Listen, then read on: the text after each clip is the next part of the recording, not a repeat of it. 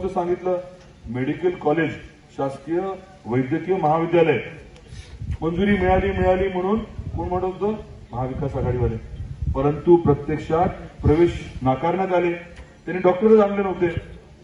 जे इक्विपमेंट लागतं, साधन सामग्री जे लागते ती उपलब्धच नव्हती, त्यामुळे प्रवेश नाकारले.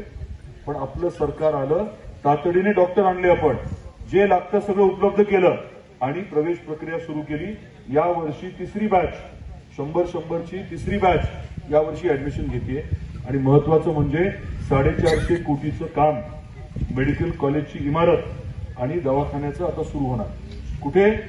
नॅशनल हायवेला लागून. आणि महत्वाचं सगळ्यात म्हणजे त्या दवाखान्यात 300 पेक्षा जास्त तज्ञ डॉक्टर तुमच्या माझ्या रुग्णसेवेसाठी उपस्थित राहणार. 300 डॉक्टर. सिव्हिलला गेल्यानंतर डॉक्टर सापडतात का आपल्याला? पण इथे 300 डॉक्टर असणार आपल्या सेवेसाठी. एवढा मोठा फरक आपण करण्याचा निर्धार केला आणि आपलं सरकार असल्यामुळे या प्रत्येक विषयाला यश मिळतंय. कशामुळे?